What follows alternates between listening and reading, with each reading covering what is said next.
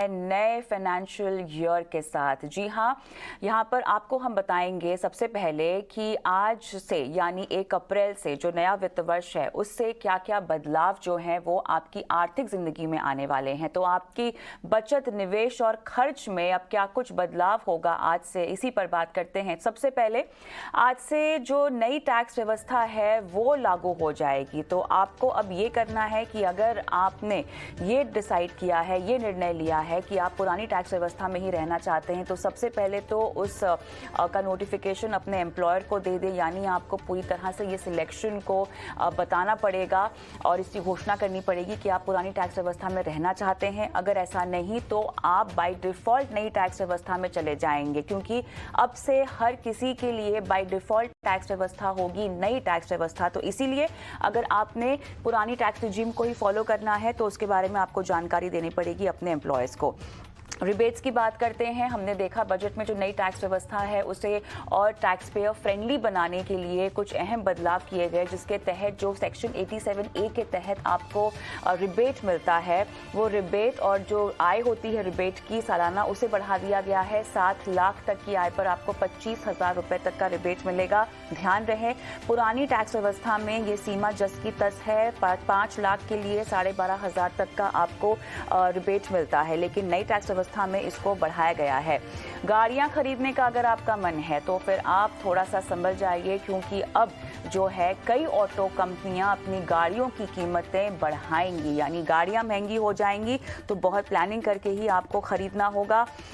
Property transaction पर capital gains tax 10 crore से ज़्यादा अगर है तो फिर आपको टैक्स देना होगा।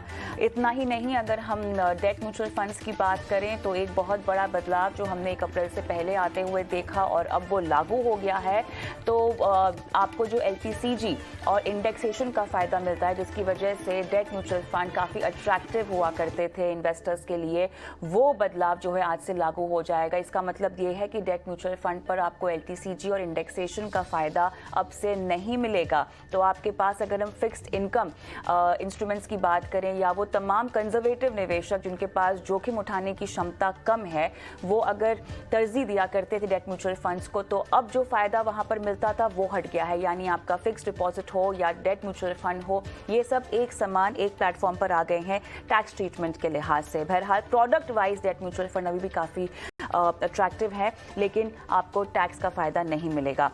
आगे बढ़ते हैं। ऑप्शन बिक्री की अगर बात करें तो इस पर STT जो है वो 25% बढ़ा दी गई, वो लागू हो जाएगी।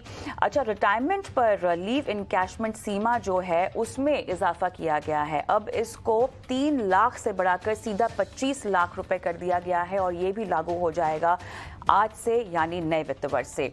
सीनियर सिटीजन सेविंग स्कीम्स की सीमा जो है वो बढ़ा दी गई है। 15 से बढ़ाकर इसको अब 30 लाख कर दिया गया है, यानी आप ज़्यादा डिपॉजिट कर पाएंगे। ऐसी स्कीम है जहां पर वरिष्ठ नागरिकों को बचत में फ़ायदा मिलता है, लेकिन जो डिपॉजिट की सीमा थी वो कम थी, वो सीमा बढ़ा दी गई है, 30 लाख रुपये अब कर दी गई है।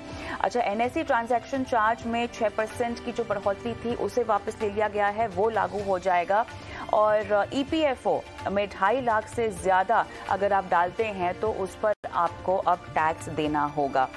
इतना ही नहीं, अगर आप इस नए वित्त वर्ष में कोई महंगा इंश्योरेंस खरीदने का सोच रहे हैं तो थोड़ा सा संभल जाइए, थोड़ा सा कैलकुलेशन कर लीजिए, क्योंकि 5 लाख से ज़्यादा अगर आपका इंश्योरेंस प्रीमियम हुआ तो उस पर आपको, उसकी प्रोसीड्स पर आपको जो है टैक्स लगेगा। इस बात का आपको ध्यान देना है।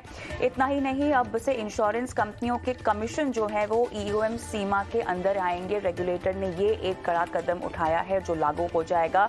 अच्छा, एक्सरे मशीन का जो इम्पोर्ट है वो 15% महंगा हो गया है। इतना ही नहीं, ऑनलाइन गेमिंग अगर आप बहुत खेलते हैं और जीतते हैं तो आपको उस जीती हुई रकम पर TDS भी अब से देना होगा। और क्या क्या चीज़ें महंगी हो जाएंगी आपको बता देते हैं। आवश्यक दवाएं जो हैं वो महंगी हो जाएंगी, 12% महंगी हो जाएंगी। सिगरेट, पान मसाला, अन्य तंबाकू उत्पाद भी महंगे हो जाएंगे। और हाँ, अगर आप मुंबई पुणे एक्सप्रेसवे पे अगर आप ट्रैवल करते हैं तो टोल टैक्स जो है वो 18% बढ़ गया है, यानी यहाँ पर भी आपकी जेब पर मार पड़ी है। इतना ही नहीं, अगर आप फिजिकल सोने को ई गोल्ड में अब अगर आप कन्वर्ट करना चाहते हैं तो यहाँ पर आपको थोड़ी सी राहत, कैपिटल गेन्स यहाँ पर आपको नहीं देना होगा। तो ये है वो ज़रूरी बदलाव जो 1 अप्रैल यानी नए वित्त वर्ष से आपकी आर्थिक जिंदगी पर असर डालेंगे। हम आगे बढ़ते हैं।